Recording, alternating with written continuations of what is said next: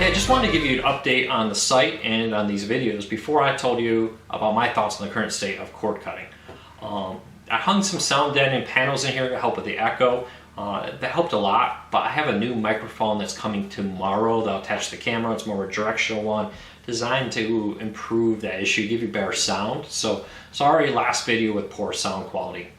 The other big change coming here is on the site we updated our comment system to a new one. We used to use the WordPress.com built-in commenting system.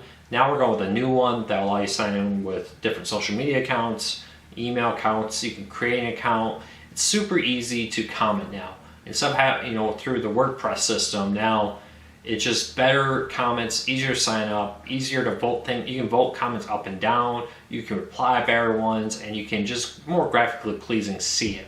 The best part is that it's taking our comment system off the website and moving it over to a third party, so they'll load separate. And there's a bunch of technical terms and stuff I can go into, but in short, it's going to help the site load quicker. There was thousands of comments on the site, and the database was growing, and people were commenting more and more, and that was actually bogging down the performance on the site. Rather than paying more money for hosting, moving the comments off to this third-party commenting system takes all that pressure off the server. It doesn't have to keep track of as you're browsing around the site along with hundreds of other people at the same moment, and then there's 30 or 40 people commenting on a very popular post. It clears up all that and allows it just to focus on loading the pages. We've already seen a dramatic increase in speed.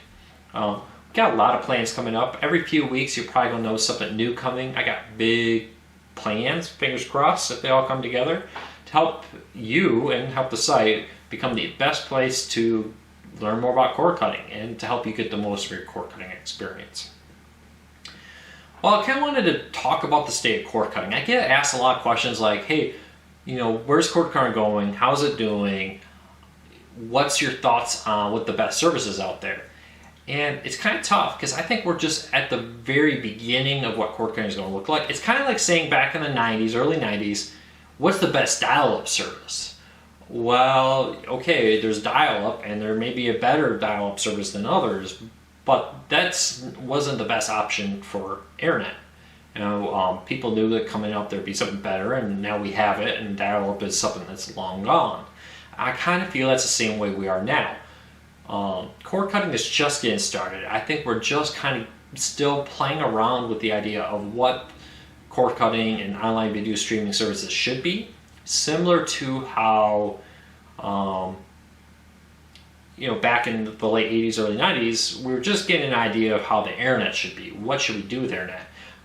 There's always the famous thing that when the banner ads first appeared on some sites, some companies paid for the banner ad, but they didn't bother to link it to anything. When you clicked on the banner, it didn't take you anywhere because they didn't really understand how to do it, and they were treating it more like a billboard on an interstate that you just see but don't interact with. And that's kind of, I think, where we are now. We're just kind of experimenting with the internet, with cord cutting, and it's growing. But I think it's already basically won. ESPN is already losing tens of thousands of subscribers every day. And ESPN being in pretty much every cable bundle out there gives you an idea that, yeah, cable is in trouble.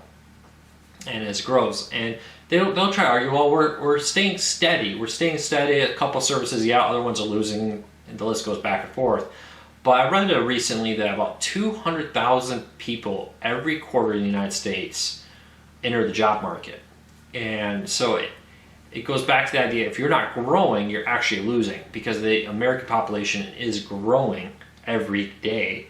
And even if cable companies say, well, we only lost a little bit, or we only lost, or we stayed neutral, that's still a dramatic loss of potential new subscribers that they should have had, that they will have had a few years ago.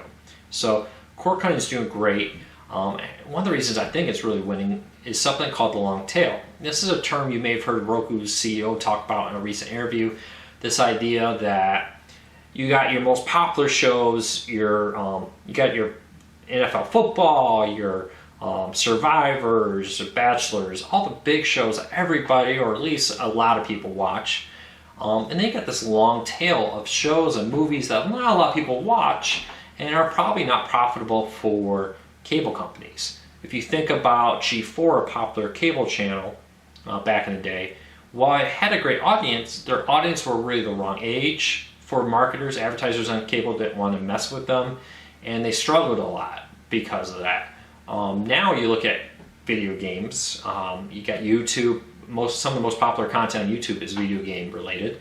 Twitch, which was bought recently for a ton of money by Amazon because of how profitable it is all video game related streaming. Movies, shows, documentaries, some of the great content is now online, and that's the long tail. You know, G4 could never be profitable the way YouTube channels that focus on gaming is, the way Twitch service is. It just wasn't there because of the way cable works. You need the NFL football game. You need the big blockbuster TV show like Survivor. The list goes on and on. The Simpsons, Family Guy. You need that there to work on cable. But online streaming lowers the bar of cost to work and allows for, a show that may only get, a few 100,000 viewers can be very profitable online, where on cable it would be canceled after the first episode. So cord cutting is doing well, but we're in the infancy. Just getting started. I think what cable looked like when it first got started was, just rebroadcasting what was over the air, and it grew. I think that's kind of where we are with cord cutting, and I'm excited. If you think back 2 years ago, you had no way to watch ESPN, you had no way to watch news, live TV was cut off, HBO, forget about Showtime. A year later, I can sit down and watch ESPN through a couple different services right now. There are tons of new services being announced. If I want to watch HBO on Game of Thrones, I don't need to agree to a 2-year contract. Hey, Game of Thrones has come on. I subscribe to HBO Now or through another service that has HBO. I say, hey, I want it just for the time that Game of Thrones is on, and I cancel.